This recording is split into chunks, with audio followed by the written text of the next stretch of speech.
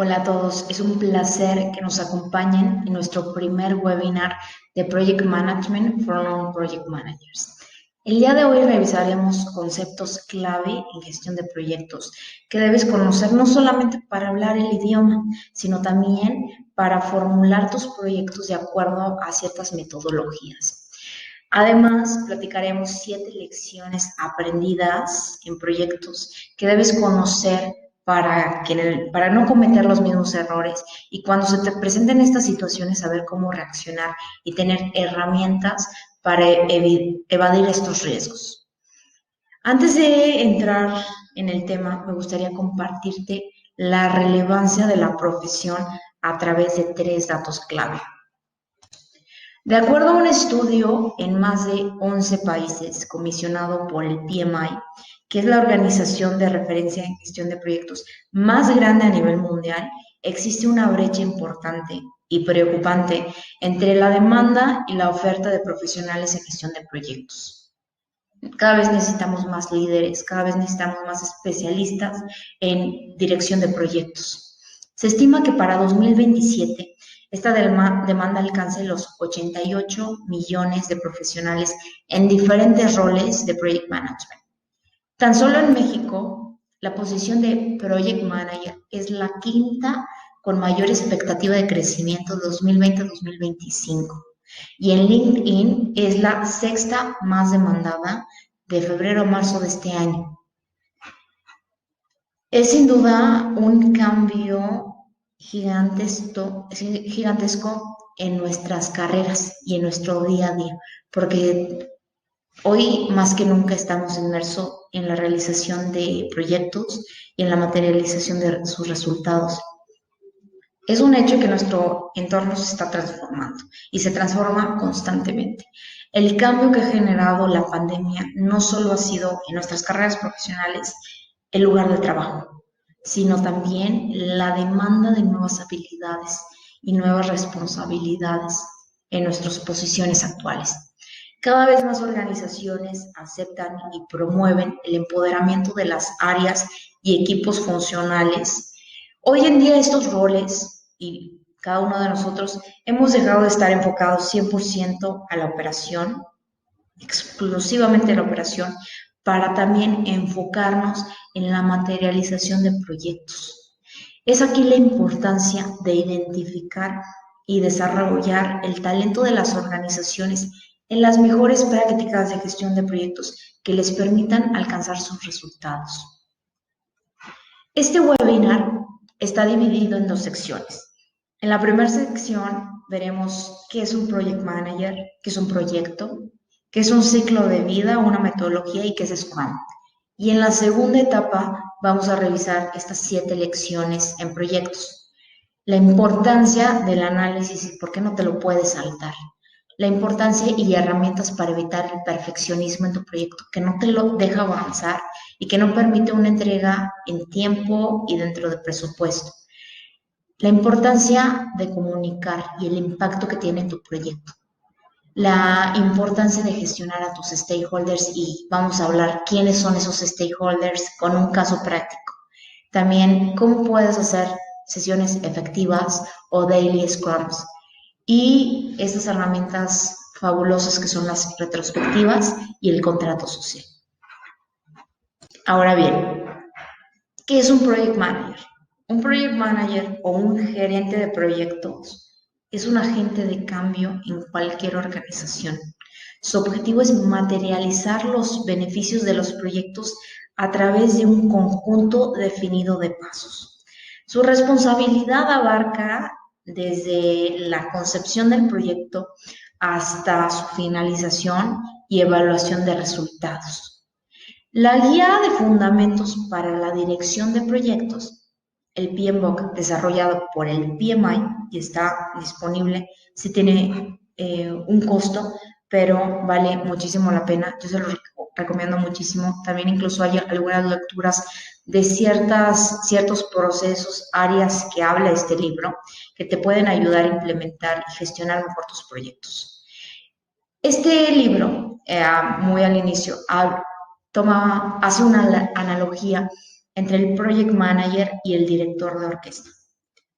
que en mi opinión ejemplifica ingeniosamente el alcance de la responsabilidad del project management. Sin duda, un director de orquesta no esperaríamos que toque o domine cada uno de los 15 diferentes instrumentos que lo acompañan en una orquesta, pero sí que tengan conocimiento y oído para cada uno de ellos, de tal manera que pueda coordinarlos, dirigirlos y lograr una melodía en armonía que logre satisfacer la expectativa de su audiencia. De la misma manera con el Project Manager, no esperamos que desempeñe cada una de las diferentes funciones que desempeñan todos los roles que juegan en un proyecto, pero sí que tenga un conocimiento tanto técnico como de liderazgo, como estratégico y de negocio, para que pueda lograr los resultados de sus proyectos y en el mejor tiempo posible. Ahora, ¿qué es un proyecto? ¿Qué es lo que gestionan estos gerentes de proyectos? Un proyecto, tenemos que recordar que tiene 3 características principales. Número 1, tiene un inicio y tiene un fin determinado. Número 2, tiene un alcance, tiene un propósito, es decir, tiene un objetivo. Y número 3, son únicos. Si tienes un proyecto que has vuelto a realizar, cuyos entregables, actividades, alcance son similares, entonces no tienes un proyecto, tienes un proceso. Los proyectos no son iguales entre sí, no son comparables, son diferentes en diversos sentidos, como por ejemplo en sus entregables. Cada proyecto crea algo nuevo o único y por ende exige equipos de trabajo diferentes. Es muy importante tener clara la definición y sobre todo estas 3 características principales: su temporalidad, su alcance y que son únicos. ¿Por qué? Porque a veces nos confundimos entre el que es un proceso, algo que en definitivamente crea algo, que es de alguna forma tiene alguna variación, pero es algo que lo hacemos de forma cíclica. Por ejemplo, la reinventarse en una organización cada cierto periodo de tiempo. Es un proceso y eso es parte ya de la naturaleza de una organización. Un proyecto es muy diferente. No podríamos agarrar y comparar un proyecto con otro proyecto, porque para hacer un proyecto tiene que crear algo nuevo y único y por ende tiene que tener posiblemente tenga diferentes tiempos, diferentes equipos de trabajo y diferente alcance. Los proyectos tienen ciclos de vida. Un ciclo de vida son las etapas por las cuales atraviesa un proyecto desde su inicio hasta su fin. Existen diferentes tipos de ciclos de vida. Tenemos, por ejemplo, predictivo, incremental, iterativo e híbrido. Este último, el híbrido, es una combinación de 2 ciclos de vida como los anteriores. De hecho, el adaptativo también se le conoce como incremental e iterativo. En el siguiente slide vamos a ver una tabla comparativa de sus principales características, porque es muy importante que conozcas cuáles ciclos de vida existen para que puedas elegir el que mejor se adapta o el que mejor conviene a tu proyecto. Porque como lo dijimos anteriormente, ningún proyecto es similar, cada proyecto es diferente, cada proyecto es único y debemos poder personalizarlo con ciclos de vida, con metodologías, con frameworks, de acuerdo a lo que mejor nos vaya a generar un impacto. Ahora bien, vamos a hablar un poquito de sus características. El predictivo. Muchas veces hablamos, ciclo de vida predictivo, y muchas de las personas no saben de qué hablamos. Pero cuando les dices el ciclo de vida tradicional o clásico, ya entienden de qué trata, ¿no? Este ciclo de vida tradicional, clásico, predictivo, es aquel ciclo de vida donde el alcance del proyecto, las estimaciones de tiempo, cuánto tiempo nos vamos a tardar en desarrollar este proyecto. Y el costo se determina al inicio del proyecto. De hecho, antes de avanzar o antes de empezar a trabajar, se tienen que tener estas estimaciones: alcance, costo y tiempo. Una vez que tengamos estas estimaciones, en este tipo de ciclo de vida se pasa a la siguiente etapa, que a veces es una etapa de diseño, una etapa de análisis, una etapa de construcción, una etapa de capacitación, etcétera. Pero este tipo de ciclo de vida tiene una característica también única. Cuando existe un cambio en el proyecto, o sea, imaginémonos que ya dijimos qué es lo que vamos a crear, cuánto nos va a costar y en qué tiempo lo vamos a tener.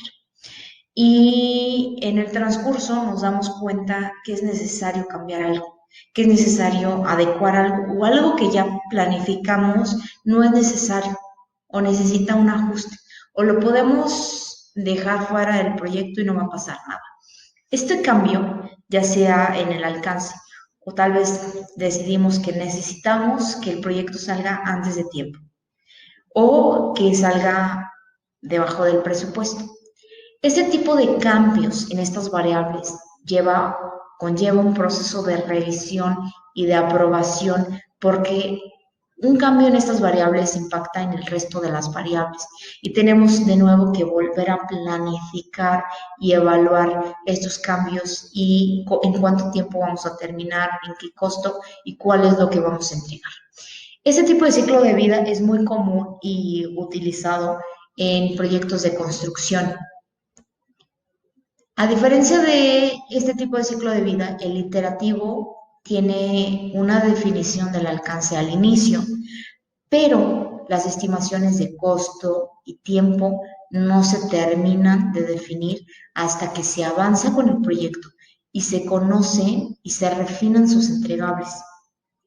El desarrollo de este ciclo de vida consta a través de iteraciones cortas de desarrollo, 2, 4 semanas de trabajo y entregamos algo. Es un ciclo de vida perfecto para proyectos de diseño, en donde podemos tener un entregable, validarlo con el cliente, obtener retroalimentación, hacer cambios, porque aquí los cambios es mucho más fácil también en el incremental, volver a desarrollar y volver a revisar con el cliente y hacer estos ciclos que nos permitan llegar a la expectativa de una forma más natural y más acertada. En un ciclo de vida incremental, el trabajo total del proyecto se divide en pequeños bloques o entregas funcionales. Esas entregas también se van a desarrollar a través de ciertos ciclos, a través de ciertos bloques de desarrollo, que una vez terminado, por ejemplo, el primer entregable y dárselo al cliente, le va a generar un valor, lo va a poder utilizar. Y en la siguiente entrega, en el siguiente ciclo, vamos a aumentar eso que le entregamos, vamos a aumentar funcionalidad, vamos a aumentar el producto y ese aumento también le va a generar un valor. De tal manera que el trabajo total se divide en estos bloques que separados y sumados en conjunto van a generar un valor temprano a nuestro cliente o usuario. Este tipo de ciclos de vida es perfecto, es muy utilizado en proyectos de software donde no es necesario desarrollar el trabajo total del proyecto, la herramienta final del proyecto, para podérsela entregar al cliente o poderle entregar algo de valor, sino que lo podamos hacer a través de pequeños bloques y de forma incremental. Antes de avanzar, tenemos que conocer este concepto, que es una metodología. Es un concepto ampliamente utilizado y a veces erróneamente utilizado.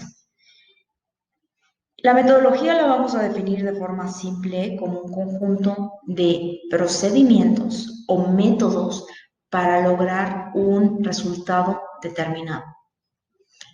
Cuando nosotros en Project Management decimos ágil, realmente nos referimos a una metodología, a una forma de hacer las cosas, es decir, a una mentalidad.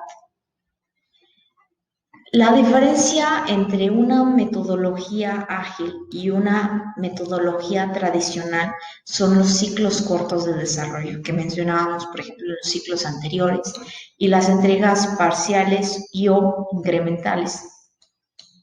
La metodología tradicional o de cascada o waterfall, por su sigla, por su concepto en inglés, esta metodología es muy diferente a la metodología ágil en el sentido en que la metodología ágil no se espera tener planificado o a tener definido todo el alcance del proyecto para empezar a trabajar. Tampoco en desarrollar todas las actividades del proyecto para entregar algo. En este sentido, la metodología ágil descompone el trabajo total del proyecto en pequeños bloques que van a permitir estas entregas inmediatas al cliente, parciales e incrementales en cada ciclo. Es muy importante conocer qué es una metodología para no confundirnos con los frameworks, que es lo que vamos a hablar a continuación. Cuando hablamos de Scrum, y este es un concepto también comúnmente equivocado, cuando decimos Scrum, realmente estamos hablando de un framework, de una metodología ágil. Así como Scrum, existen otros frameworks de una metodología ágil. Algunos de ellos son Kanban, Lean, Extreme Programming, DSDM, entre muchos más. Incluso existen variaciones del mismo Scrum que se han ido refinando y desarrollando a lo largo del tiempo. Algunos de ellos es Scrum of Scrums, Scale, Agile Framework, entre muchos más. Es muy importante conocer, obviamente, la definición, porque en nuestro lugar de trabajo nos vamos a escuchar comentarios de nosotros tenemos una metodología ágil, pero no saben qué framework tienen o qué framework implementan en los proyectos. O del otro lado, es muy importante conocer, por ejemplo, una metodología ágil, como es un paraguas de diferentes frameworks, como Scrum, como Kanban, como Lean, etc. Una metodología es más flexible. Una metodología es una forma de hacer las cosas. Tiene ciertos fundamentos, ¿no? Por ejemplo, las entregas parciales, incrementales, por ejemplo, los ciclos o periodos cortos de desarrollo, etc. Pero un framework es menos flexible que una metodología, porque el framework habla de pasos definidos que tienes que realizar para cumplir con este framework. Por ejemplo, si tuviéramos un ciclo de vida híbrido, donde tenemos una combinación, por ejemplo, de un ciclo de vida tradicional y un ciclo de vida ágil, pues vamos a tener diferencias, ¿no? Entonces, por ejemplo, si quisiéramos implementar en una metodología ágil y un framework como Kanban, tendríamos que seguir una serie de pasos porque alguien muy disciplinado o una persona en Scrum muy disciplinada podrá decirnos, no estás haciendo estas sesiones, no estás haciendo de esta forma los ciclos, no estás teniendo estas retrospectivas, etcétera, etcétera, ¿no? Entonces, un framework es mucho menos flexible que una metodología y es importante conocer sus diferencias y es importante conocer que una metodología es un paraguas de frameworks como los que hemos visto ahora. En la segunda etapa de nuestro webinar, que ya estamos ahí, vamos a ver estas lecciones muy comunes en proyectos, ciertos problemas con los que nos podemos encontrar y ciertas herramientas que puedes utilizar para lograr el mejor resultado posible. La primera lección es el análisis. Vamos a platicar de la importancia del análisis y por qué no te lo puedes saltar. En ese tiempo actual, tan lleno de retos y cambios, es común encontrarnos en nuestra organización con un sinfín de nuevos requerimientos, todos o muchos de ellos con la marca de urgencia inmediata o requerido para ayer, lo cual nos obliga no solamente a ser cada vez más eficientes, esto es, hacer más con menos, sino también eficaces, lograr los resultados satisfactoriamente. Saltarnos esta etapa de análisis pone en riesgo la integridad de nuestros programas y portafolios porque no estamos asegurando un mismo proceso de revisión, de selección y de priorización de los proyectos. En este sentido, el análisis nos permite distinguir cuáles proyectos deben poseer los recursos limitados de la organización y cuáles otros podemos dejar un poquito en pausa o en una menor prioridad. En resumen, esta etapa de inicio, que es la etapa de análisis, nos permite garantizar el mejor empleo de los recursos disponibles para el logro de los objetivos organizacionales. Te voy a compartir 3 herramientas que te van a ayudar a hacer un análisis muy fácil y muy asertivo. La primera herramienta, que es muy fácil de implementar, es la matriz de impacto-esfuerzo. En esta matriz tienes 4 cuadrantes. Lo que haces es acomodar tus proyectos de acuerdo a 2 variables, el impacto y el esfuerzo. Una vez que acomodas tus proyectos, por ejemplo, el proyecto A. Este proyecto A tiene un alto impacto en la organización y tiene un bajo esfuerzo. Quiere decir que nos toma pocas horas, pocos recursos en desarrollarlo y llevarlo a cabo. En contraste, el proyecto D es un proyecto que tiene un bajo impacto en el negocio, pero tiene un alto esfuerzo. Nos toma mucho trabajo desarrollarlo y llevarlo a cabo. El primer cuadrante va a contener aquellos proyectos que se tienen que hacer con mayor prioridad y el último cuadrante, el cuarto, son aquellos proyectos que se pueden poner en pausa o deben de tener la última prioridad. La segunda herramienta es un cuestionario de 6 preguntas. Esas son preguntas mínimas que debes de hacerte a la hora de seleccionar, priorizar y asignar recursos a un proyecto.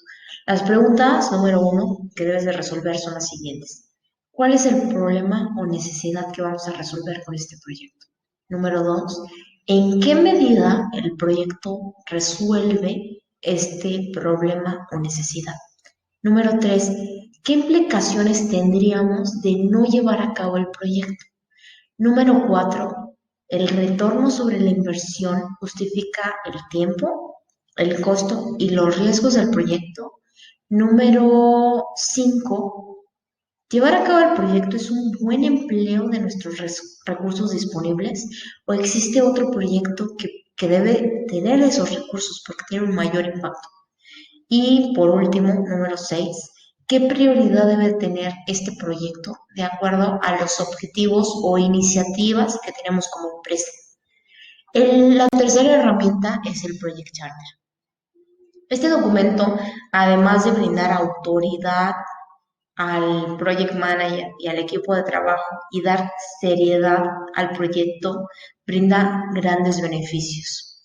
Un buen Project Charter debe contener al menos estos 6 elementos, que es un apartado de los objetivos. Estos objetivos tienen que ser fáciles de entender. Cualquier usuario debe poder leerlos y saber de qué trata y qué es lo que va, cuál es la función, cuál es el objetivo, cuál es el fin del proyecto que se va a desarrollar. Número 2, los beneficios. Esos tienen que ser claros, tienen que ser medibles y tienen que tener un tiempo determinado. Cada cuándo o cuándo vamos a obtener esos beneficios y cómo los vamos a medir y cómo los vamos a cuantificar y cuáles son esos métricos a los cuales debemos de llegar. Número 3, entregables. ¿Qué vamos a crear? Número 4, las estimaciones. Esas estimaciones son bases del proyecto, como por ejemplo, cuánto tiempo nos va a tomar el proyecto, cuánto nos va a costar, cuál es su presupuesto y cuál es el alcance o el statement of work, qué es lo que vamos a trabajar, qué es lo que vamos a desarrollar.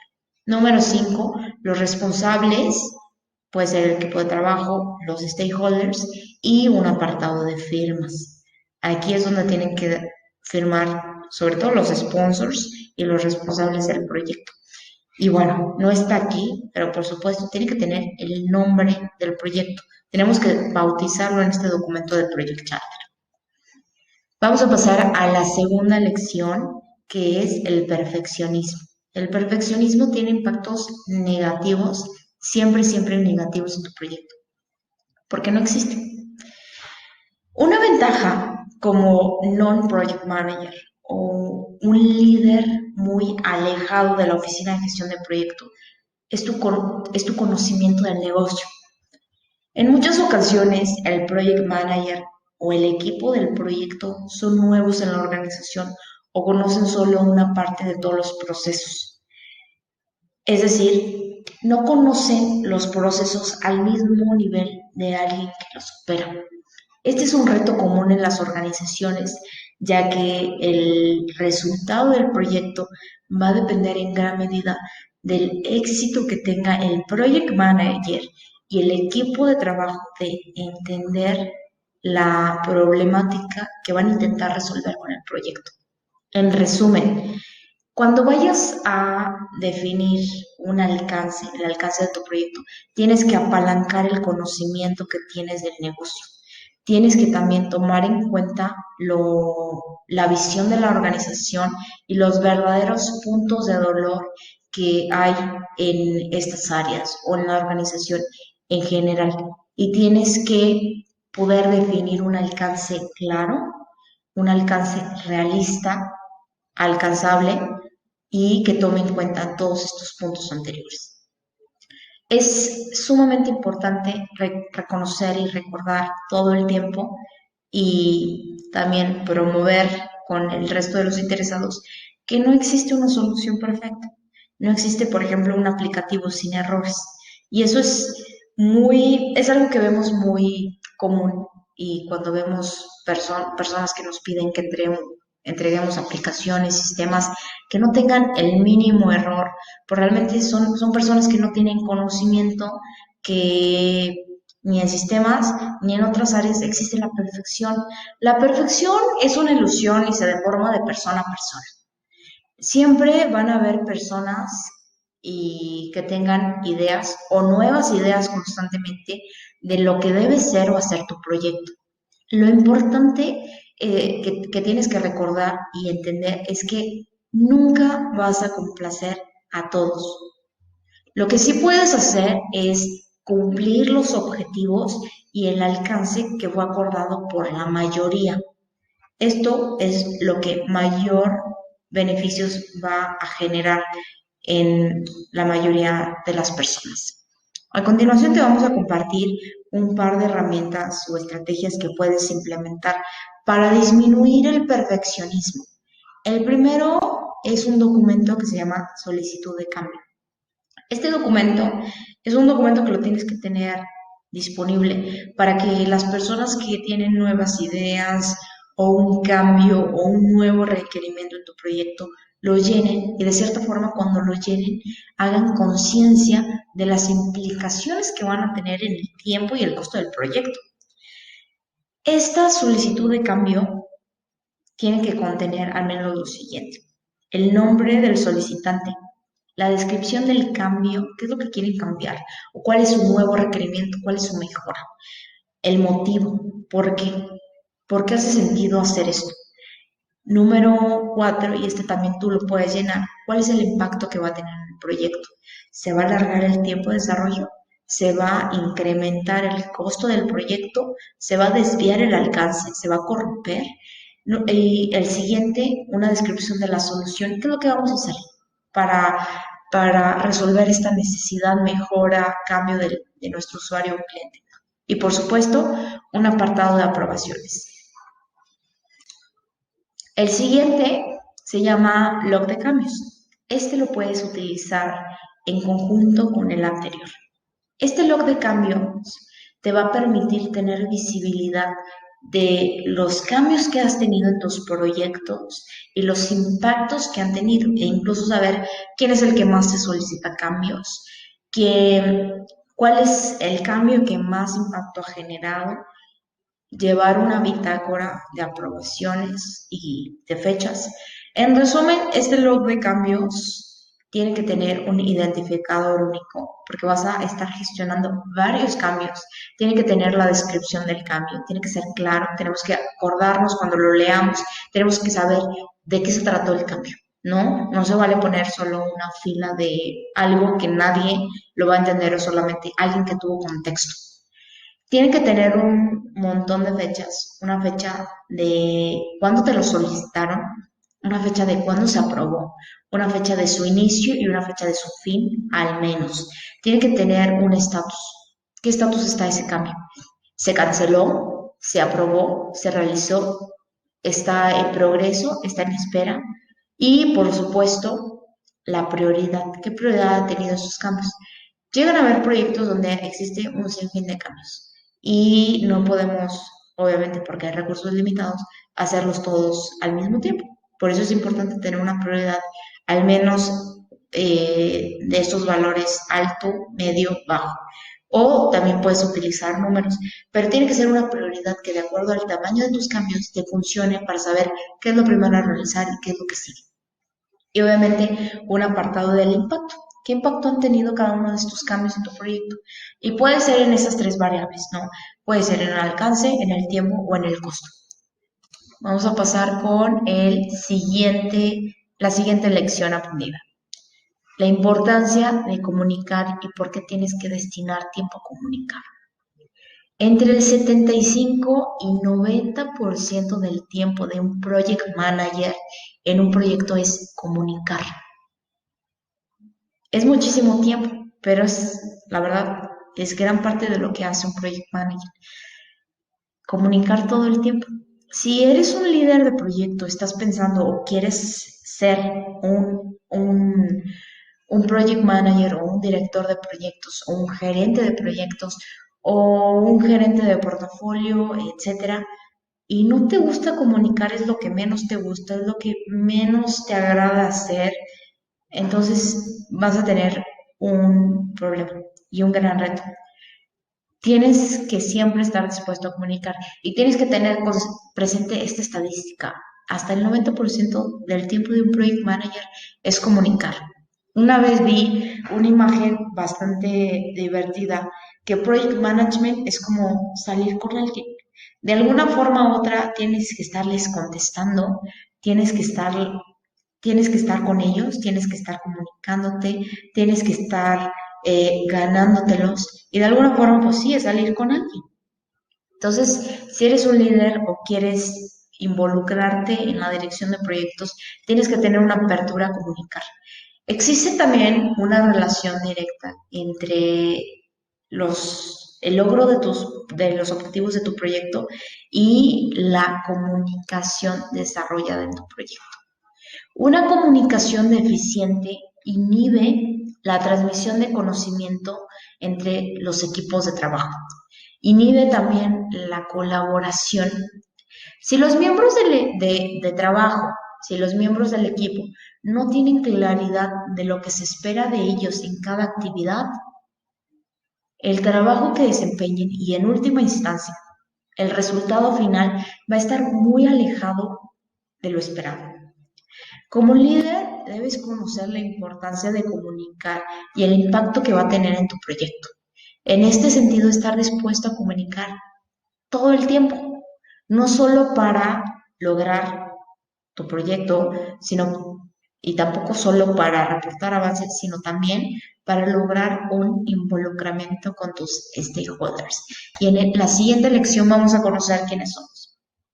Obviamente, antes de hablar de la importancia y estrategias para gestionar y lograr un involucramiento de los stakeholders, debemos entender quiénes son. ¿Quiénes son? Un stakeholder, por definición, es una persona o un grupo de personas que tienen un interés en el proyecto porque se ven impactados con el éxito o desarrollo del mismo. Entonces, por algo son interesados en el proyecto, ya sea si están a favor, ya sea si son activos o nunca los ves en el proyecto, pero tienen cierto derecho porque tienen un impacto con tu proyecto, ya sea si el proyecto se lleva a cabo, se finaliza, se cancela, ellos tienen algún impacto. Ahora, ¿por qué es importante gestionar el involucramiento de tus stakeholders? La respuesta más sencilla es que no gestionarlos puede tener un impacto negativo muy alto en el costo de tu proyecto, en el tiempo de tu proyecto, en los entregables de tu proyecto e incluso ocasionar su cancelación. Los stakeholders pueden caer de forma general en dos categorías. Pueden ser internos a la organización o externos a la organización. Para ejemplificar cada uno de ellos, vamos a tomar un megaproyecto y el que se me viene a la mente es el Aeropuerto Internacional del Estado de México Felipe Ángeles. Este proyecto, por ejemplo, tendría como stakeholders internos el gobierno, las empresas que participan en el desarrollo de este megaproyecto, los consultores, los proveedores, etcétera. Y tendría como stakeholders externos los medios de comunicación, los habitantes o ocupantes de esas tierras, los ciudadanos, los contribuyentes, los gobiernos y ciudadanos vecinos, los inversionistas y asociaciones sin fines de lucro o con motivos pro del medio ambiente. Es muy importante conocer, y así como logramos tener este desglose de stakeholders, puede haber muchísimos más que son personas o grupos de personas que se ven impactados con la realización del proyecto. Como lo vimos en el proyecto que antecedía a este proyecto de Santa Lucía, el proyecto del lago de Texcoco, un solo stakeholder puede tener un impacto tan negativo como la cancelación del mismo.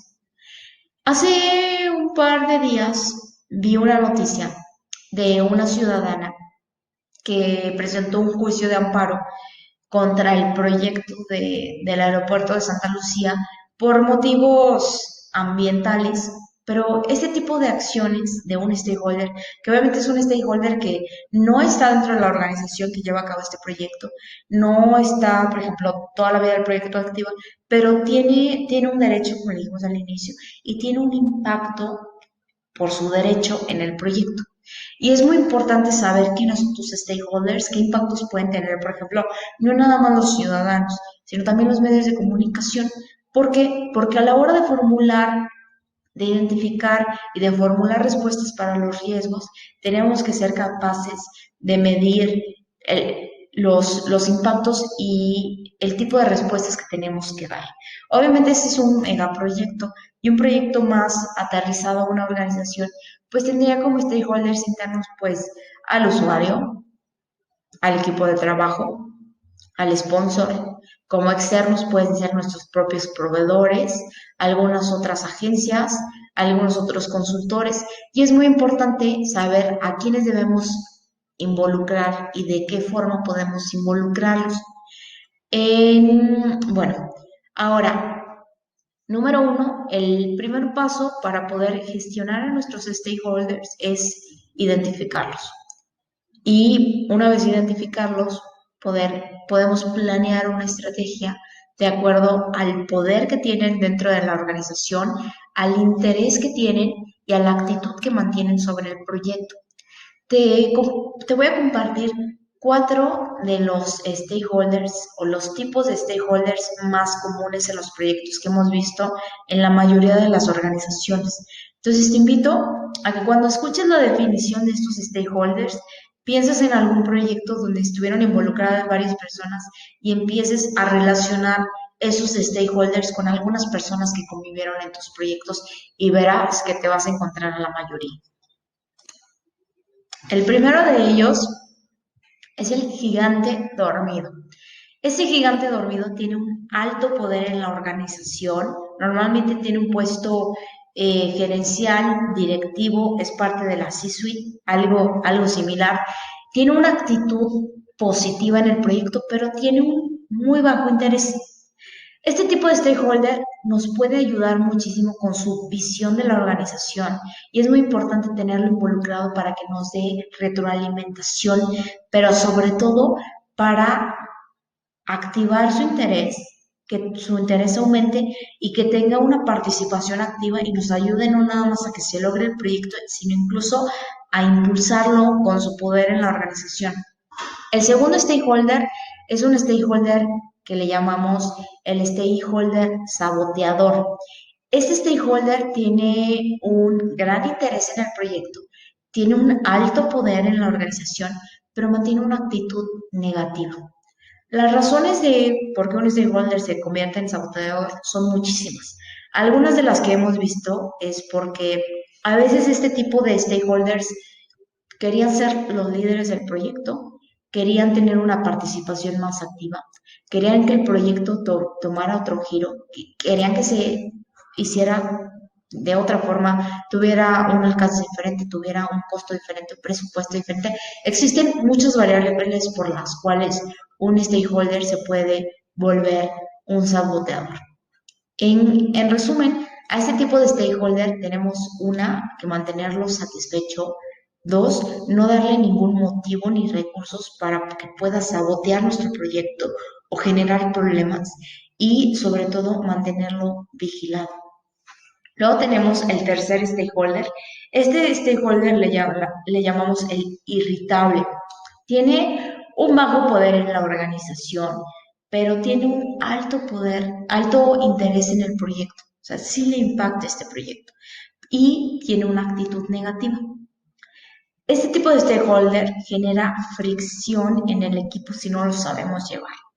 Y es un retractor, a menos que se le involucre adecuadamente y se le entienda. Y no hagamos este tipo de acciones que puede hacerlo explotar y puede generarnos conflictos en el proyecto. El último stakeholder es el amigo. Este tipo de stakeholder, aunque tiene un bajo poder en la organización, tiene una actitud positiva, tiene un alto interés en el proyecto. Este stakeholder es el amigo del proyecto y a él le podemos confiar actividades e incluso que haga sondeos con el resto de los stakeholders. La siguiente y quinta lección el día de hoy es las sesiones cortas o daily scrums. En una sesión de 15 minutos máximo, con el equipo de trabajo puedes sincronizar las actividades, su estatus y su progreso. Normalmente en estas sesiones cortas se revisan tres aspectos y lo dice cada miembro del equipo. ¿Qué hice ayer? ¿Qué voy a hacer hoy? ¿Y qué acciones vamos a llevar a cabo para desbloquear cualquier impedimento? Ya sea si tu proyecto es ágil o tradicional, estas pequeñas ceremonias rinden grandísimos beneficios, entre los cuales destacan: número uno, permitir un mayor control y visibilidad del estado y progreso de tu proyecto. Por ende, número dos, te ayuda a identificar de forma oportuna cualquier mínima desviación en el tiempo, en el progreso, en el costo de tu proyecto, para poder formular acciones correctivas o preventivas. Número tres, te ayuda a reducir riesgos. Al tener una mayor visibilidad y control, te permite identificar riesgos de forma oportuna y preparar respuestas. Número cuatro, te ayuda a aumentar la calidad del producto. En lugar de esperarte a que está terminado el desarrollo del producto y hacer pruebas, revisarlo y dar retroalimentación, este tipo de sesiones te ayuda a tener una visibilidad de lo que se va construyendo para dar retroalimentación y corregir desviaciones de forma oportuna. Número 6, promueve la colaboración con el equipo y el compromiso. Y número 7, aumenta la transparencia y la agilidad, también el ritmo de desarrollo del equipo. Y el siguiente, y de verdad que es algo que nos interesa mucho en el liderazgo del proyecto, es poder medir el compromiso y la motivación del equipo. Si tienes miembros del equipo que llegan muy puntuales a estas reuniones, llegan muy preparados, hacen estas reuniones muy eficaces porque ya traen muy presente qué es lo que trabajaron ayer, qué van a trabajar hoy y qué impedimentos tienes que ayudarles a desbloquear. De esa forma empiezas a medir el compromiso y la motivación de cada uno de ellos y puedes darte cuenta cuando estos dos bajan para poder ver qué o acercarte con estos miembros y saber qué está pasando y ver cómo les puedes apoyar o si hay algo que que les impide dar el 100% de su trabajo. Algo muy importante en esta sesión es que funciona bien siempre y cuando sea todos los días 15 minutos. La verdad es que cuando agarras un ritmo bueno en el proyecto y con los miembros, estas sesiones, de acuerdo a cuántos sean los miembros, se pueden dar en menos tiempo que 15 minutos. A veces se pueden dar en 10 minutos o en 5 minutos, pero por supuesto todos tienen que llegar puntuales. No se permiten 2 minutos tarde. De hecho, 1 minuto tarde ya es mal visto. Una de sus principales características, por supuesto, antes de COVID, es que es una sesión de pie. Nadie se puede sentar. Ahí radica su efectividad. Entonces, cuando llegabas, por ejemplo, a tu sesión de Daily Scrum o a tu sesión diaria y en alguna sala de juntas, todos teníamos que estar parados. Entonces, pues bueno, estar parados a veces, y sobre todo en las primeras sesiones, la gente se llevaba su compu y estando parado con la compu es mega incómodo. La gente automáticamente busca todo para hacer la sesión muy efectiva e irse rápido. Y esto te obliga a que las personas tengan claro y ya hayan formulado en su cabeza lo que van a decir cuando les pregunten qué hicieron ayer, qué van a hacer hoy y qué bloqueos tienen. Entonces, obviamente, ahora que la mayoría de las sesiones son virtuales, pues existen muchas oportunidades para desarrollar la creatividad y a través de la incomodidad poder hacer estas sesiones siempre efectivas. La siguiente lección habla de retrospectivas. Las retrospectivas normalmente se dan una vez que acaba el proyecto o en metodologías ágiles una vez que se terminan cada uno de los ciclos de desarrollo. Esa retrospectiva es una oportunidad para el equipo para reflexionar sobre lo que hicieron bien, lo que no hicieron tan bien y las acciones que van a tomar para mejorar en el futuro y estar más preparados cuando se presenten situaciones similares. En estas sesiones, aunque existen muchísimas herramientas y procesos para llevarlas a cabo, te vamos a compartir tres que tienes que tomar en cuenta. La primera de ellas para llevar sesiones de retrospectivas es generar un ambiente de confianza entre los miembros que les permita expresarse sin miedo a ser juzgados, criticados o a ser castigados de alguna forma. Número dos, tiene que haber una participación de cada uno de los miembros del equipo. Número tres, tiene que haber una claridad entre todos de los objetivos de esta sesión, que deben ser al menos, número uno, identificar lo que hemos estado haciendo bien en el proyecto para seguirlo haciendo. Identificar también qué es lo que no hicimos tan bien para dejar de hacerlo, para mejorarlo y sobre todo, cuáles fueron las causas y cuáles fueron los efectos. Número cuatro, cuáles son las acciones que vamos a tomar para mejorar en el futuro. Número cinco, la importancia de una retroalimentación, no nada más en este tipo de sesiones, sino también de forma continua. Es mejor promover en el equipo una retroalimentación continua. Cada vez que veamos que algo se puede hacer mejor, que algo tal vez está fallando, poder dar retroalimentación positiva al otro miembro para contribuir a su desarrollo profesional y a veces personal. Algo que personalmente me ha ayudado en este tipo de sesiones para romper el hielo es preguntar directamente a cada uno de los miembros cómo puedo ser de más ayuda para ellos. Hay estudios incluso que indican que en equipos de alto rendimiento la retroalimentación positiva y negativa es de 5 a 1. Es decir, un miembro ideal, un miembro de un equipo de alto rendimiento recibe 5 comentarios negativos por cada comentario, 5 comentarios positivos por cada negativo. Entonces, es algo que tienes que tomar en cuenta para no lastimar o herir los sentimientos de nuestros miembros de equipo, sino más bien lograr estos objetivos de una mejora y crecimiento continuo. Ahora, hemos llegado a nuestra última lección y es el contrato social. Todos hemos vivido alguna mala experiencia en un equipo o proyecto de trabajo. Las causas pueden ser muy diversas, como para que se originen esos conflictos o fricciones. Y las causas más comunes es una mala comunicación o una pobre definición de roles y responsabilidades. En resumen, el conflicto es necesario y es natural en los proyectos. Lo importante es saber cómo manejarlo y cómo evitarlo en la medida de lo posible para lograr construir relaciones de valor con todos los miembros del equipo. En Agile existe una herramienta tan sencilla como poderosa que se le conoce como contrato social. Su nombre nos da de alguna forma una claridad de qué se refiere. En resumen, es un documento que establece reglas del juego, normas de conducta, valores y acuerdos que como equipo vamos a tener, que van a ser la base de nuestra interacción y de nuestro relacionamiento. Los pasos que debes seguir para generar este contrato social son muy sencillos. Número uno, tienes que reunir a todo el equipo de trabajo.